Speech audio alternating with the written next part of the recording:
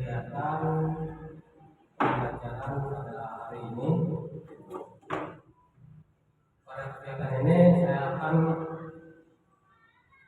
diseminasi budaya positif tentang penularan pemahaman kepada anak SD Lewikodang.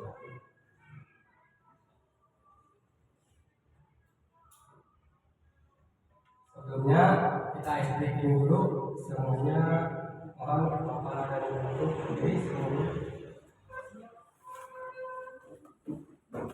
Kita akan mencoba menulis di atas angin.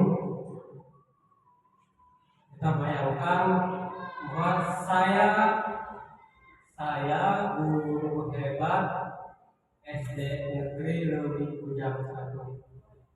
Saya guru hebat SD Negeri Lewikodang. Terima kasih. Silakan Bapak Ibu guru duduk kembali. Kita ke materi selanjutnya.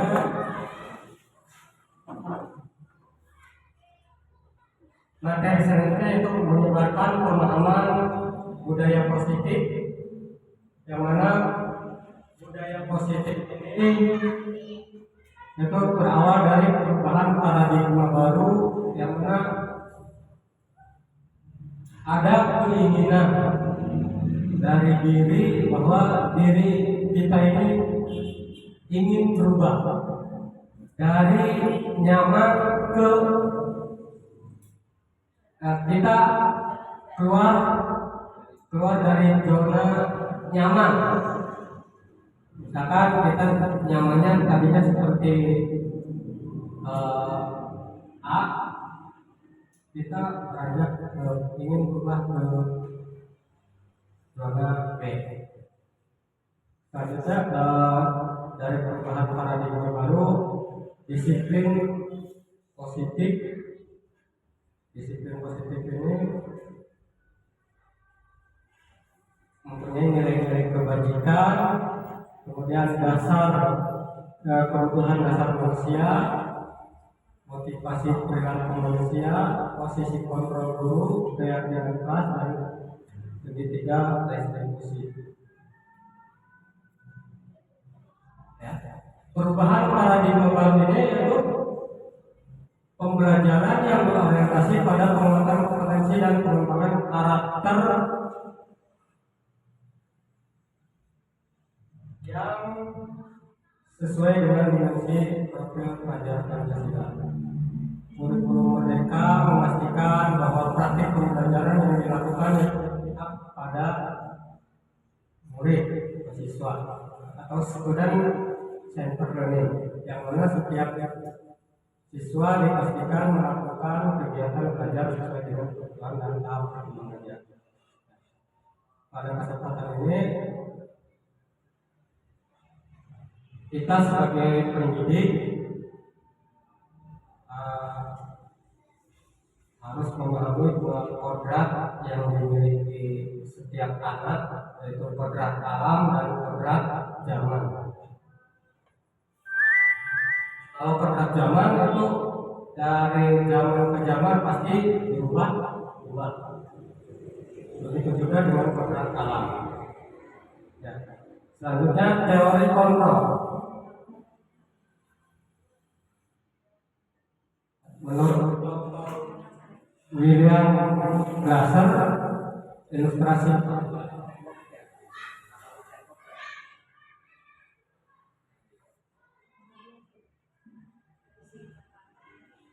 teori kontrol menurut Dr. William Glasser yaitu si guru mengontrol murid.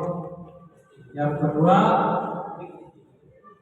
ilusi bahwa semua penguatan positif efektif dan bermanfaat.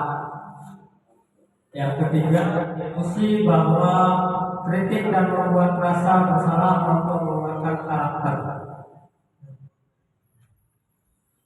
Yang terakhir, ilusi bahwa orang dewasa berhak memaksa. Kita jelaskan di slide berikutnya. Pertanyaan pengantinnya itu setuju atau tidak setuju? Pertanyaannya, hukuman dapat mendisiplinkan siswa. Setuju atau tidak setuju? Tidak. Yang kedua, memberi penghargaan dapat memotivasi anak. Setuju atau tidak setuju? Tidak. Jadi pendidikan mengartikan disiplin sebagai kontrol diri dan belajar untuk kontrol diri agar dapat mencapai suatu tujuan mulia. Selanjutnya, tadi sudah disebut bahwa disiplin positif merupakan dari paradigma baru perubahan. Ya, disiplin berasal dari kata disiplina yang artinya belajar. Disiplin mengacu kepada disiplin yang memiliki tanggung jawab terhadap apa yang dilakukan berdasarkan nilai-nilai yang tinggi. Disiplin positif merupakan salah satu cara penerapan disiplin yang bertujuan untuk menumbuhkan kesadaran setiap serta memberdayakan peserta didik tanpa imbalan penghargaan tersebut, ancaman atau hukuman. Selanjutnya, sebagai pendidik, tujuan kita adalah agar peserta didik yang diri sehingga mereka mengacu kepada nilai-nilai kebajikan universal dan memiliki motivasi intrinsik dalam perubahan perilaku ke arah yang lebih baik. Intinya kita sebagai pendidik tidak hanya mengajar,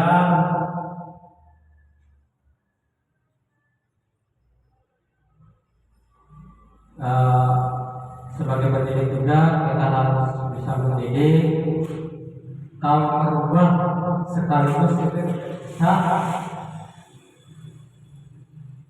ya kita dapat secara bertahap merubah perilaku siswa dari yang kurang baik ke yang baik dan ke yang lebih baik. Selanjutnya, nilai-nilai kebajikan. Nilai-nilai yang disepakati bersama dari suku lepas dari suku bangsa, agama, bahasa maupun latar belakang. Artinya bahwa nilai-nilai kebajikan ini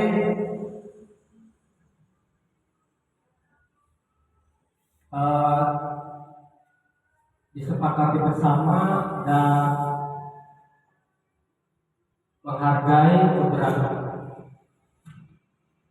Dalam nilai-nilai kebajikan ini ada 3, yaitu profil pelajar Pancasila,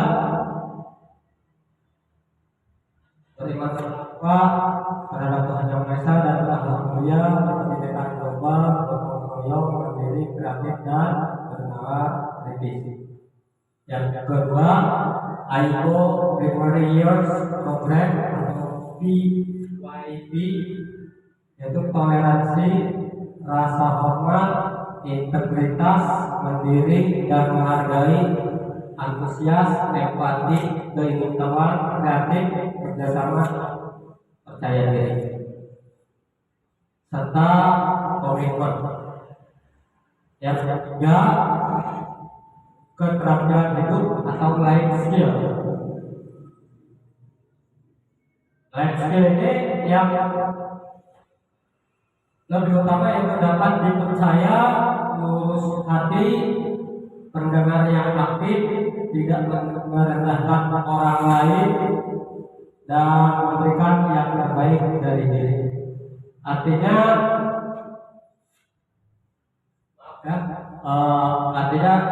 dalam keterampilan hidup ini kita tidak boleh keluar dari jalur yang tidak semestinya. Contohnya kita ingin mendapat nilai plus jika ada pimpinan atau rekan. Jadi kita bekerja itu dari hati, bukan karena orang lain. Selanjutnya kalimat nilai-nilai kebijakan. Nilai-nilai kebijakan. Kalimat nilai kebajikan itu ada 3 kalimat negatif, positif, dan nilai kebajikan yang terkandung. Kalau waktu dulu itu di sekolah ada yang namanya tata tertib. Tata tertib itu apakah dipaksakan atau kehendak warga sekolah?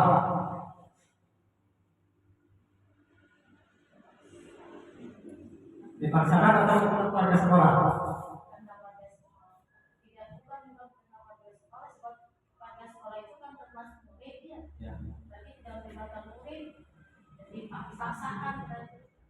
Jadi tata tertib itu dipaksakan, adanya larangan.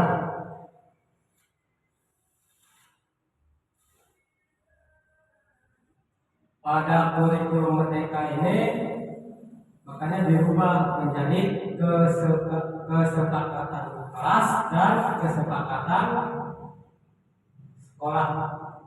Yang mana kalimat negatifnya yang pertama, contohnya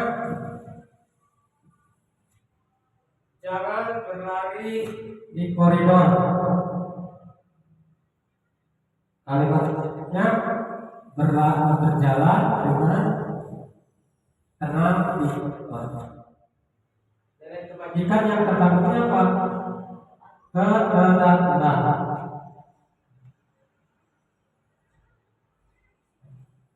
Contoh yang kedua, jangan berbicara saat guru menjelaskan.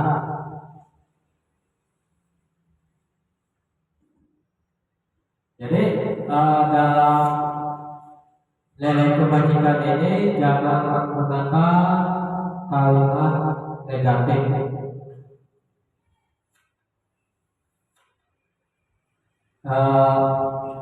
Yang harus digunakan yaitu kalimat positif, seperti kita mendengarkan dengan sesama saat menjelaskan, kita menjaga kebersihan kelas dengan membuang sampah pada tempatnya dan sebagainya. Nilai kebajikan yang terkandung dari mendengarkan dengan sesama saat menjelaskan yaitu rasa menghormati.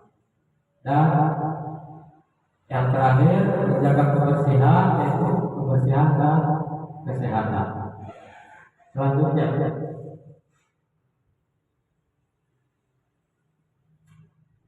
setiap manusia pasti memiliki kebutuhan. Kebutuhan dasar dari manusia adalah sesuatu yang kita lakukan untuk mendapatkan apa yang kita inginkan. Seluruh tindakan yang kita lakukan memiliki tujuan tertentu dan semua usaha terbaik yang kita lakukan adalah dalam rangka agar kebutuhan dasar kita terpenuhi dengan baik. Artinya,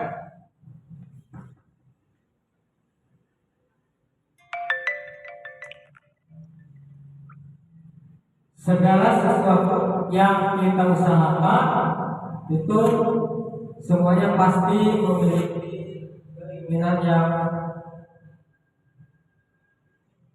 terbaik, ya,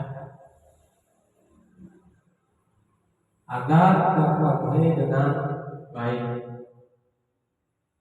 Artinya tindakan-tindakan kita yang dilakukan, misalkan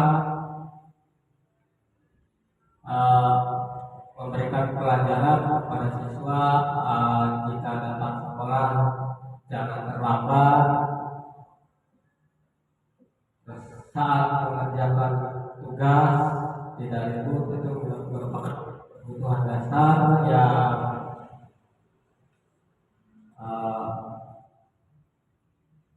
perlu kita penuhi dengan baik. Selanjutnya 5 kebutuhan dasar.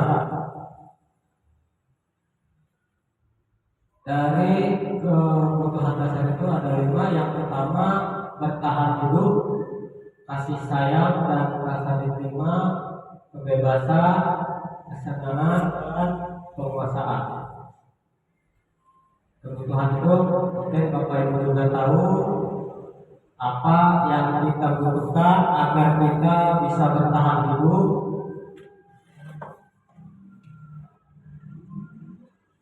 Setelah kebutuhan bertahan hidup terpenuhi, agar hidup kita nyaman, aman, kita juga membutuhkan yang namanya kasih sayang dan rasa diterima.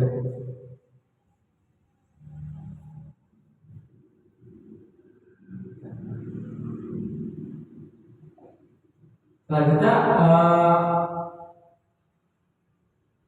setelah 2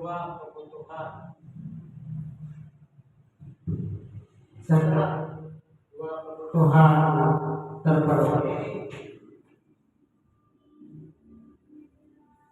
sebagai manusia kita juga membutuhkan yang namanya kebebasan.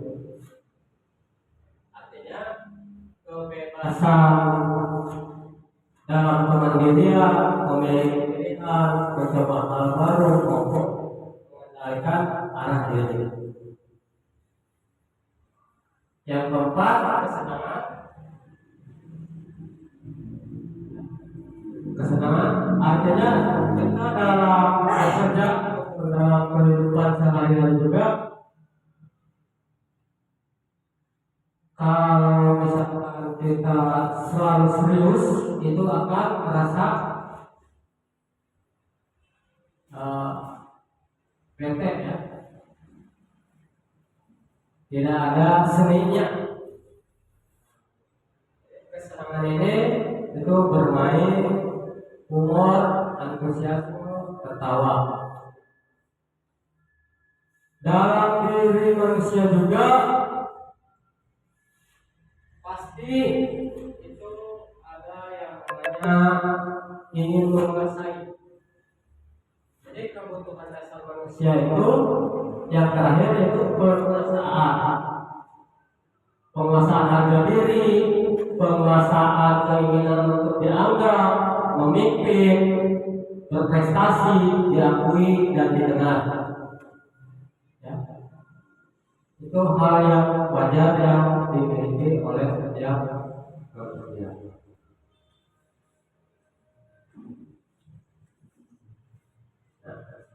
Kalimat yang menunjukkan 5 dasar yaitu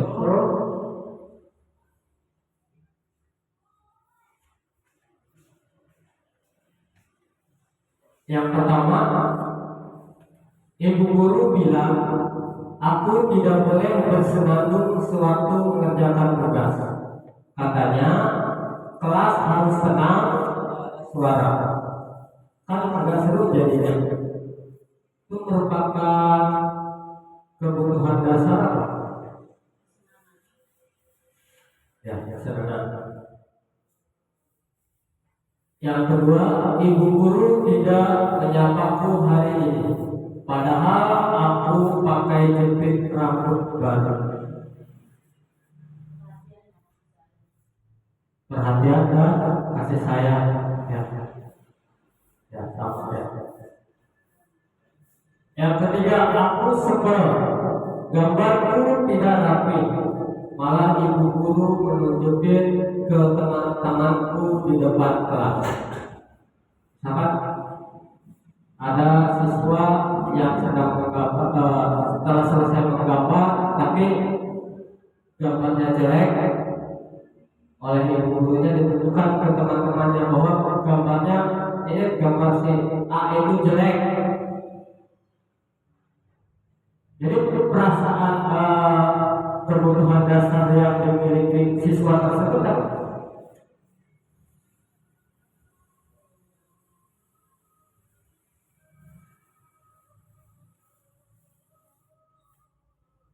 siswa yaitu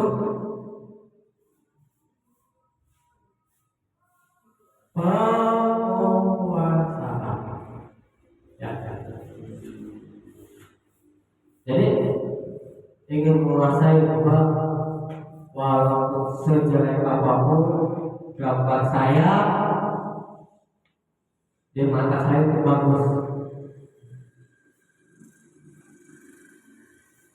Yang keempat, aku bosan. Masa belajarnya cuma itu aja, dengerin ibu guru aja.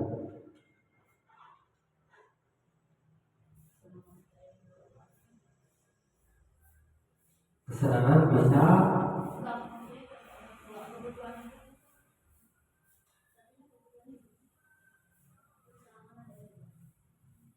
ya kan?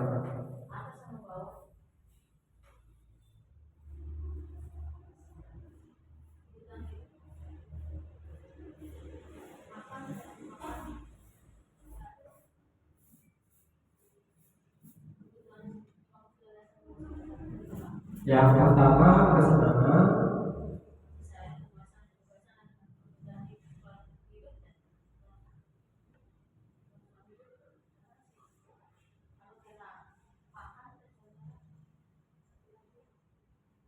oh iya.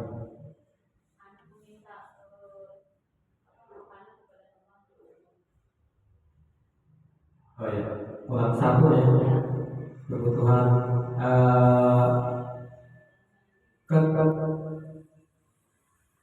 apa ketahanan hidup, ketahanan hidup, kebertahanan hidup, bertahan hidup kurang satu contohnya. Ya. Yang terakhir, iseng aja sih aku sebenarnya. Aku senang melihat cek baru itu kebingungan kalau tanya-tanya di rapat. Ya. Jadi si gurunya senang jika melihat kepala sekolah barunya bingung karena si gurunya terlalu banyak tanya.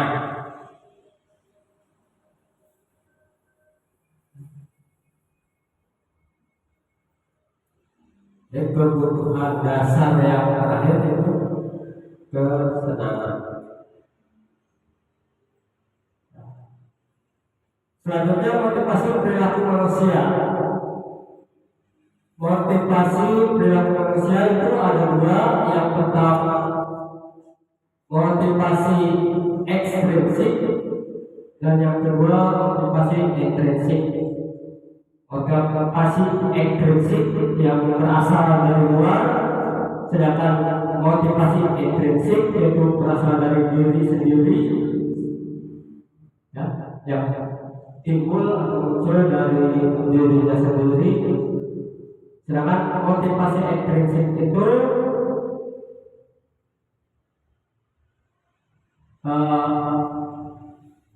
kita sebagai manusia tidak munafik dengan apa itu yang namanya penghargaan atau imbalan. Dan yang kedua, untuk menghindari ketidaknyamanan atau hukuman.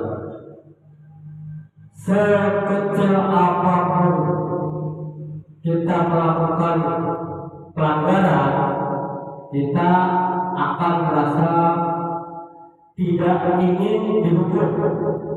Ya.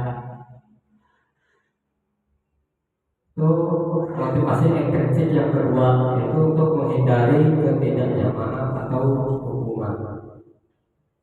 Selanjutnya motivasi intrinsik yang datangnya dari diri sendiri. Ya. Pasti semua orang ingin dan menghargai dirinya sendiri dengan nilai-nilai yang dirinya percaya. Selanjutnya, identitas sukses atau gagal.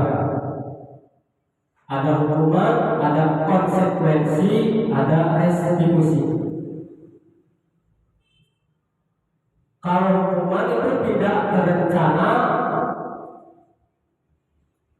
tidak dibatalkan bersifat satu arah, berupa hukuman fisik. Kalau konsekuensi itu terencana, disepakati sesuai dengan peraturan murid dibuat tidak nyaman.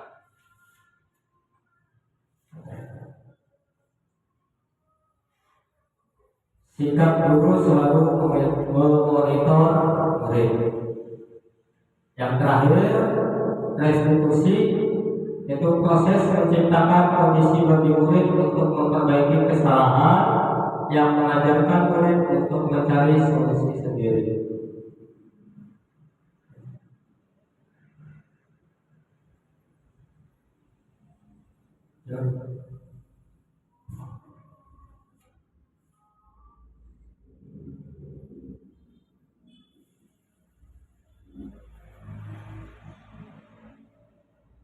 Identitas gagal, di sini ada tabel identitas gagal dan identitas sukses. Yang menjadi penilaiannya yaitu hukuman untuk identitas gagal, untuk identitas suksesnya yaitu disiplin, konsekuensi, dan restitusi.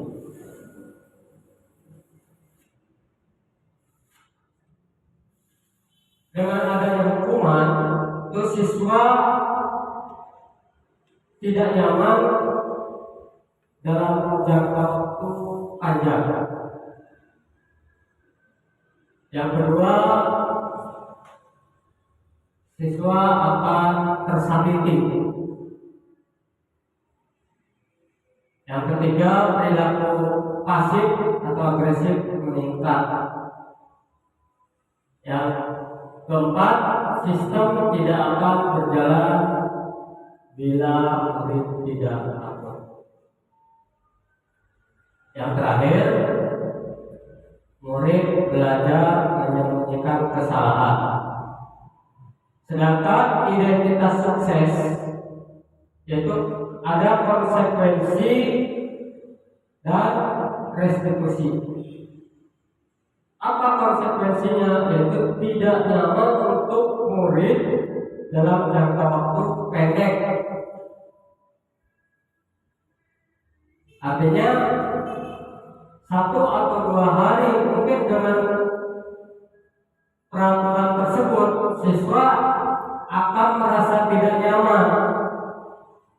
Tapi di kemudian hari pasti tidak murid tersebut, wah benar Bapak Ibu guru menerapkan disiplin seperti itu. Saya merasakannya bahwa dengan kedisiplinan itu bisa dinikmati seperti sekarang. Ya. Selanjutnya, murid dibuat tidak nyaman.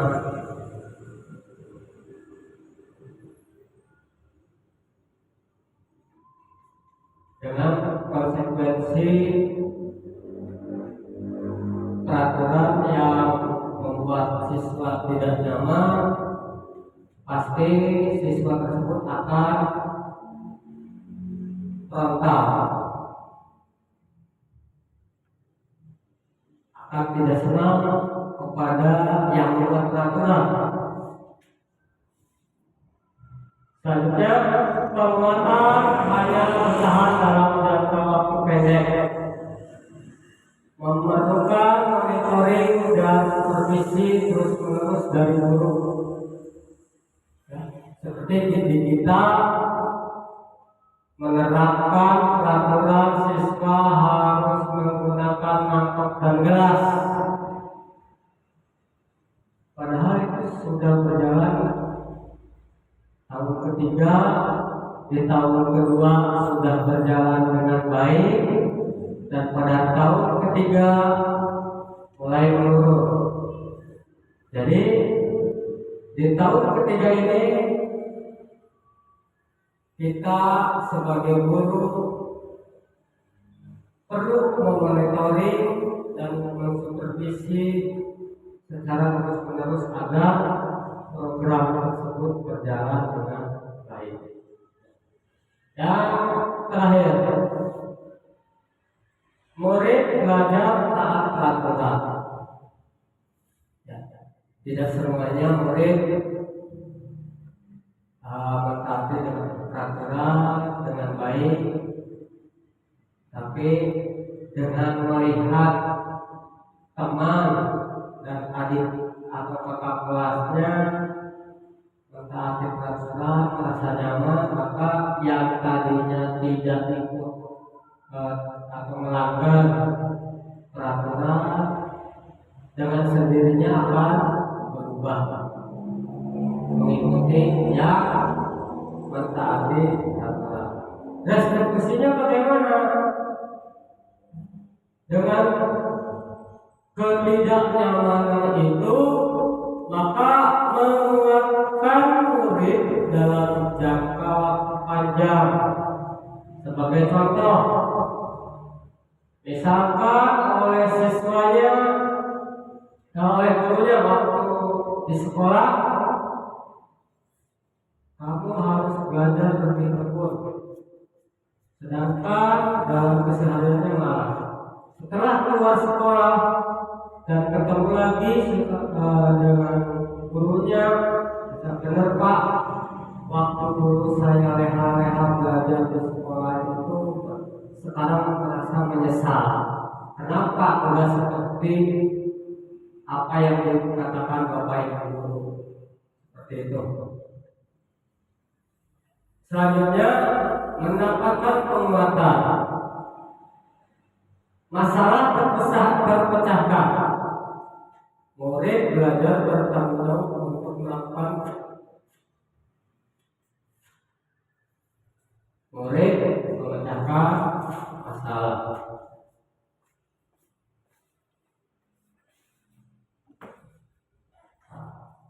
Apa itu posisi kontrol? Posisi kontrol itu apa?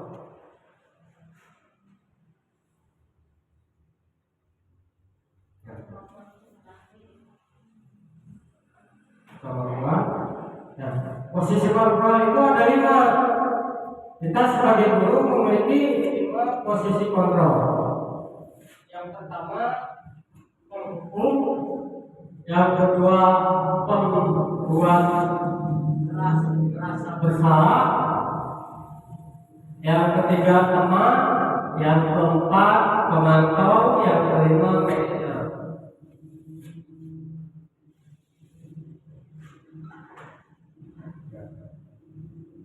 Kita perhatikan video.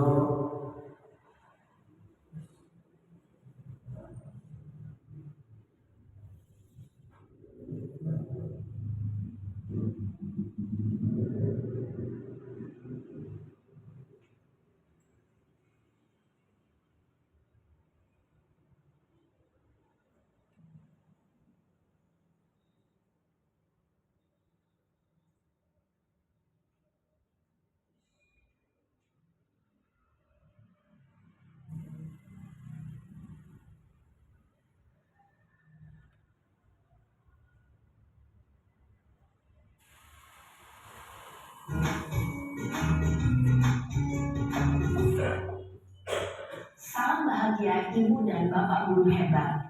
Dalam penerapan disiplin positif restitusi, salah satu program yang dikembangkan adalah 5 posisi kontrol. 5 posisi kontrol dalam restitusi adalah proses perjalanan seorang pendidik agar dapat mengenali dirinya. Pada video kali ini, kita akan membahas tentang 5 posisi kontrol yang dikembangkan oleh Diane Rosen dan contoh penerapannya.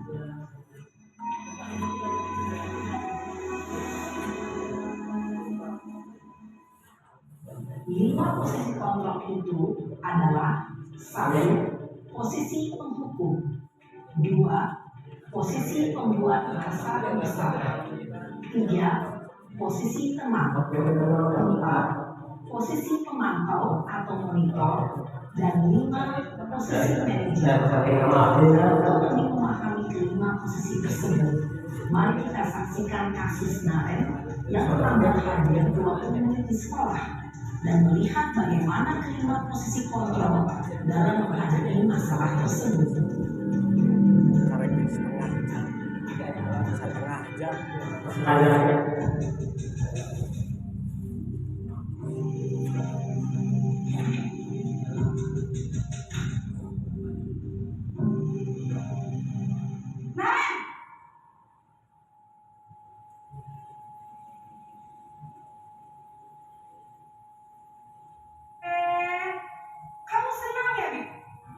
Ibu dan Bapak guru hebat. Dampak yang terjadi pada murid ketika guru berada pada posisi penghukum adalah murid cenderung akan memberontak, bahkan menyimpan dendam.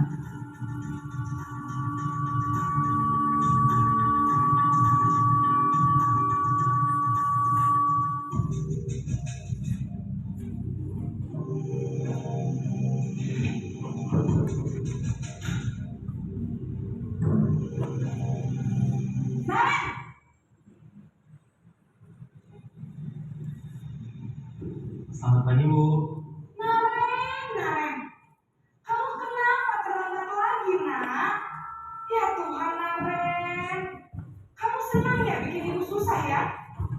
Kalau kamu terlambat lagi, nanti ibu yang ditegur bapak kepala sekolah, nak. Disangka ibu tidak bisa membina kamu. Duh, gimana ini? Maaf, Bu.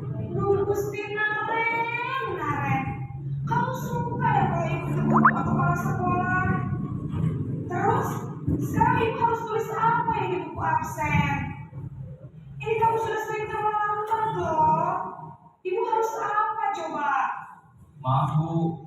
Maaf sekali. Ya sudah, lain kali jangan bikin ibu susah lagi ya nak ya. Ibu tidak akan kuat lagi kalau kamu begini terus. Bisa jantungan kalau ibu tegur bapak kepala sekolah. Sana cepat ke kelas. Maaf ya, Bu. Maaf sekali.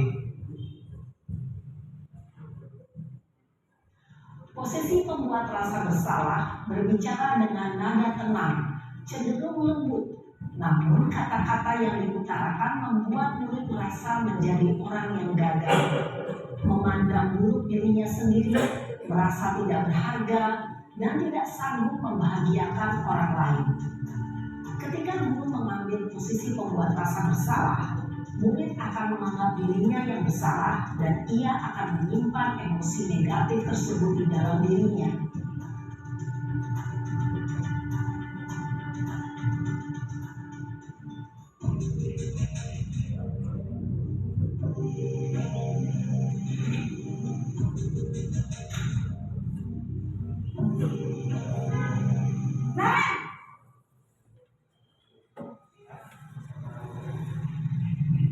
Selamat pagi, Bu.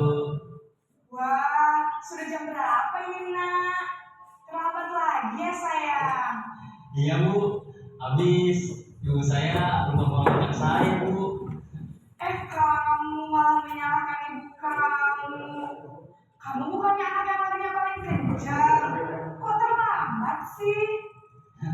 Iya, Bu. Saya memang terlambat bangun tadi. Jadi biarpun saya lari kencang, tetap gak kencang, Bu. Ya sudah sana. Nanti lain kali larinya lebih kencang lagi ya. Biar gak terlambat lagi. Bikin seneng ibu. Demi ibu. Bisa kan, Nak? Bisa, Bu. Ya sudah salam sekolah. Beresin urusan absen kamu. Kamu ini ada-ada saja. Dalam posisi teman, guru berbicara dengan nada suara ramah, akrab, cenderung bersendar gurau untuk menjaga suasana tetap santai. Murid akan merasa senang, aman, dan akrab dengan guru. Identitas yang tercipta adalah identitas sukses atau berhasil. Namun, perlu diingat, karena ini masih dorongan eksternal, maka ada faktor ketergantungan dari murid kepada orang tertentu. Di sini, guru absennya, sehingga di lain waktu, murid bisa berperilaku baik, namun hanya kepada orang-orang tertentu saja.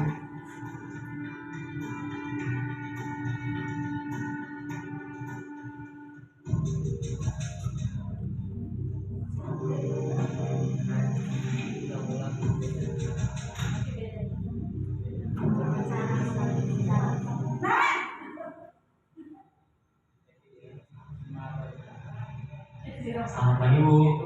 Naren, apa peraturan sekolah kita tentang jam berapa kita harus masuk sekolah, nak? Kita harus di sekolah jam 7 Bu. Iya betul, sekarang sudah jam 7.20. Naren sudah tahu konsekuensinya jika terlambat hadir. Paham Bu, saya harus tinggal kelas pas jam istirahat selama 20 menit.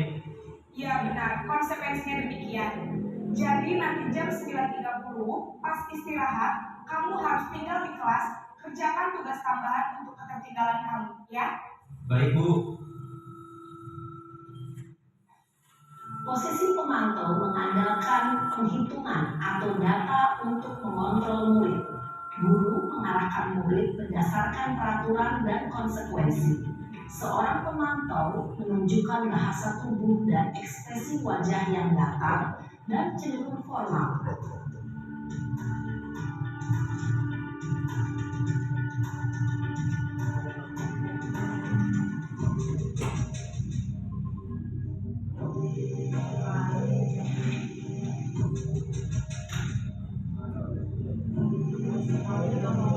Naren,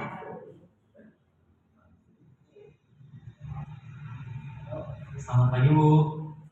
selamat pagi Naren. Maaf Bu, saya terlambat. Iya, sekolah besoknya jam 7, sekarang sudah jam 7.20. Jadi sekarang bagaimana ini Naren? Maaf Bu, saya lupa setel alarm saya semalam. Baiklah, menurut kamu, keyakinan sekolah yang mana yang perlu kamu tingkatkan? Menghargai diri sendiri dan orang lain mungkin ya Bu. Setuju. Jadi, apakah Naren meyakini prinsip saling menghormati tersebut? Iya Bu, saya meyakininya. Apakah Naren bersedia memperbaiki masalah keterlambatan ini? Bersedia Bu. Bagaimana kamu akan memperbaiki masalah keterlambatan ini? Saya akan coba untuk tidak lupa aku saya. Baik, kalau Naren lupa menyetel alarm di rumah, ada orang yang kira-kira bisa bantu mengingatkan tidak? Ada Bu, kakak saya. Selain KM, Selain itu ada ibu saya. baik. Jadi yang mengingatkan Naren adalah Kak Emma dan ibu kamu ya. Kira-kira akan mulai start alarm kapan nih Naren? Setelah pulang sekolah akan segera saya lakukan. Baik, jadi Naren akan setel alarm untuk bangun besok pagi dan akan diingatkan oleh kakak dan ibu dan Naren ya. Ada lagi yang mungkin perlu dilakukan Naren agar tidak terlambat bangun lagi. Tidak ada Bu. Baik Naren, terima kasih untuk kerjasama kamu. Sekarang kamu perlu kembali ke kelas untuk belajar. Baik Bu, terima kasih. Posisi manajer adalah posisi kontrol yang disarankan untuk membimbing murid memiliki sikap disiplin yang positif, yaitu murid yang mandiri, bertanggung jawab, dan dapat memecahkan masalah. Tujuan dari posisi ini adalah agar murid dapat berefleksi atas tindakannya. Guru akan dengan tulus memberikan pertanyaan-pertanyaan bermakna sehingga membuat murid dapat belajar dari kesalahannya dan mencari sebuah solusi untuk menyelesaikannya. Ibu dan bapak guru hebat, setelah mengamati adegan kelima posisi kontrol tadi, kira-kira posisi mana yang paling ideal? Posisi mana yang dapat menunjang motivasi intrinsik murid? Ya, tentu posisi manajer. Posisi ini memang posisi ideal yang ingin dituju setiap pendidik. Pada posisi inilah, guru dapat menerapkan disiplin positif yang berpihak pada murid, yang memerdekakan murid. Perjalanan seorang pendidik tentunya tidak mudah untuk sampai pada posisi seorang manajer. Namun, tujuan kita pasti, yaitu menciptakan murid-murid yang mandiri, merdeka, dan bertanggung jawab. Semoga penggambaran 5 posisi kontrol yang telah diperlihatkan ini dapat menjadi ajang refleksi bagi kita semua agar dapat terus mengasah dan menerapkan disiplin positif yang memerdekakan murid. Mari terus berlatih dan bersemangat. Selamat menerapkan. Salam dan bahagia Ibu dan Bapak Guru hebat.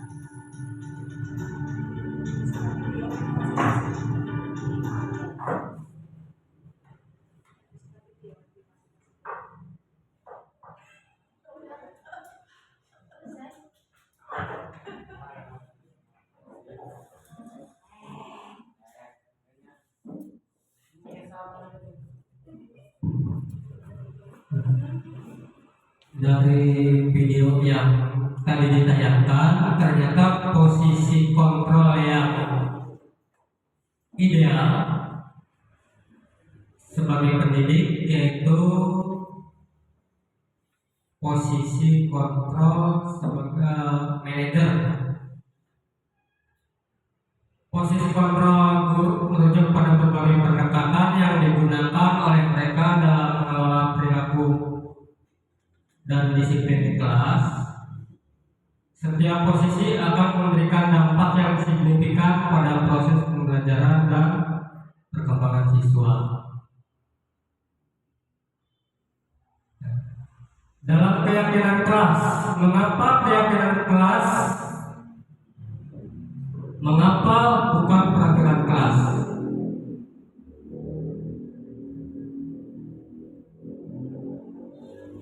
Ada yang bisa jawab? Mengapa keyakinan kelas? Mengapa bukan peraturan kelas?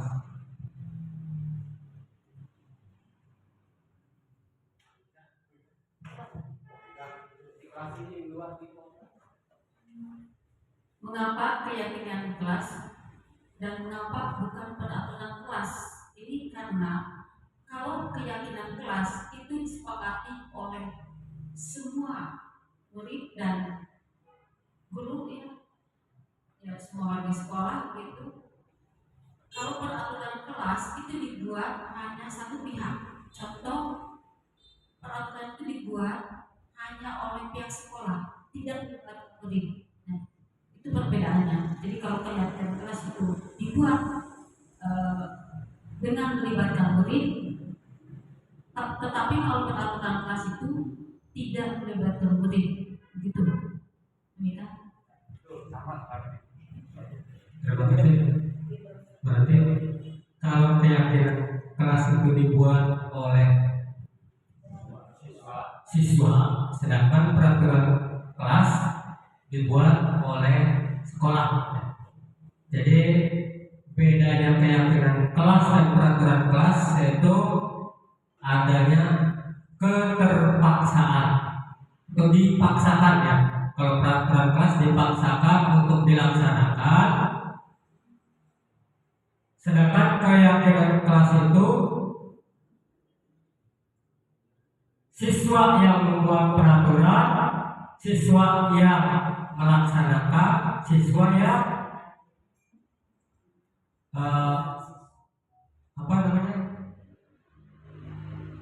jika ada yang melanggar, siswa yang memberikan sanksi.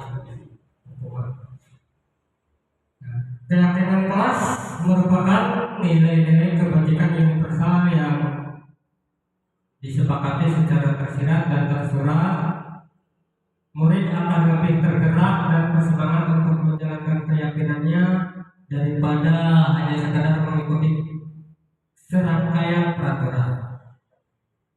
Murid-murid perlu mendengarkan dan memahami arti sesungguhnya tentang peraturan-peraturan yang diberikan, apa nilai-nilai kebajikan di balik peraturan tersebut, apa tujuan utamanya dan menjadi tidak tertarik atau takut sehingga hanya sekedar mengikuti serangkaian peraturan-peraturan yang mengatur mereka tanpa memahami tujuan mulianya. Jadi dengan keyakinan ini siswa merasa lebih tergerak dan bersemangat untuk menjalankan keyakinannya. Jadi tidak adanya keterpaksaan. Langkah-langkah utama dalam menetapkan keyakinan kelas atau serta pendalamannya. Berdiskusi mengenai gambaran perilaku yang mencerminkan keyakinan kelas, mengubah peraturan-peraturan menjadi kalimat yang lebih positif, meninjau ulang keyakinan kelas dari waktu ke waktu, berdiskusi memunculkan peraturan-peraturan yang perlu ditaati warga kelas, berdiskusi mengenai peran seluruh warga kelas, mencarikan peraturan-peraturan menjadi nilai-nilai kebajikan atau keyakinan kelas. Jadi keyakinan kelas ini sifatnya tidak tetap, bisa berubah dalam jangka waktu tertentu. Segitiga restitusi. Dalam segitiga restitusi ini ada 3, yaitu menstabilkan identitas, validasi tindakan yang salah, dan yang terakhir menanyakan keyakinan. Dalam menstabilkan kelas, setiap orang pernah melakukan kesalahan. Kamu bukan satu-satunya yang pernah melakukan ini. Yang validasi tindakan kelas, yaitu kamu validasi tindakan yang salah. Kamu tentu punya alasan kenapa melakukan itu. Adakah cara yang lebih efektif untuk mendapatkan apa yang kamu butuhkan? Untuk yang menanyakan keyakinan, yaitu nilai apa yang telah kamu sepakati, kamu ingin menjadi orang seperti apa. Dalam menstabilkan identitas, berdasarkan prinsip membuat kesalahan adalah bagian dari proses pembelajaran. Berbuat salah itu tidak apa-apa. Tidak ada manusia yang sempurna.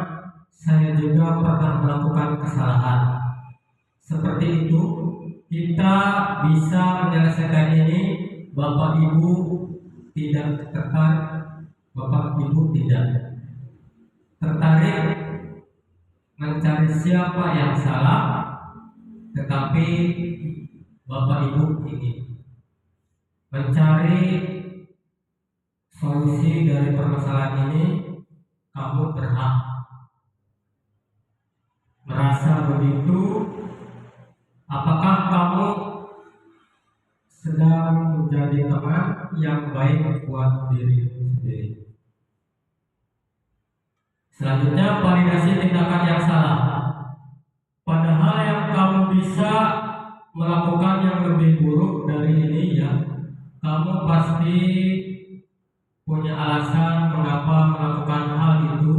Kamu patut bangga pada dirimu sendiri karena kamu telah melindungi sesuatu yang penting buatmu. Kamu boleh mempertahankan sikap itu, tetapi kamu harus mendapatkan sikap yang baru. Nah, itu pertanyaan pertama. Pertanyaan yang ada pada validasi tindakan kelas sebagai contoh.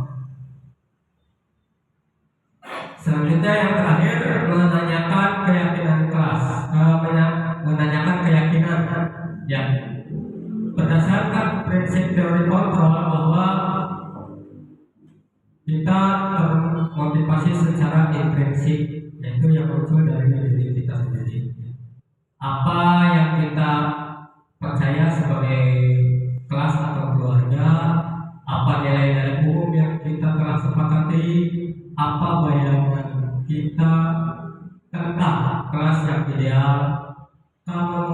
jadi orang yang seperti apa. Ya, contohnya seperti itu untuk menanyakan keyakinan. Ini salah satu contoh kejadian yang terjadi pada hari Senin kemarin, terjadinya perkelahian di kelas. Ya.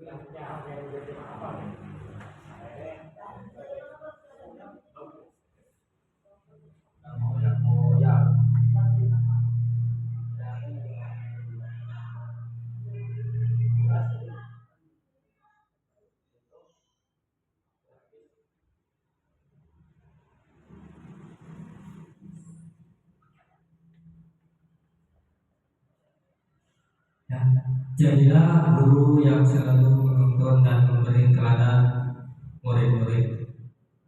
Karena budaya positif merupakan hasil tindakan-tindakan kecil yang dilakukan secara konsisten. Jadi mari kita bersama-sama membangun kebiasaan positif, saling mendukung dan menginspirasi satu sama lain. Ya. Kalau di kita sudah bagus, dan yang saya dengar dari sekolah-sekolah lain bahwa di SD kita kekeluargaan sudah baik, bahkan merasa iri. Kenapa sih di SD lebih yang satu bisa seperti itu? Apa resepnya? Bahkan yang sering saya dengar banyak sekolah yang masih saling gontok-gontokan antara honorer dengan ASN. Kata-kata terakhir, semoga tergerak, lekas bergerak, dan mari kita menggerakkan. Terima kasih.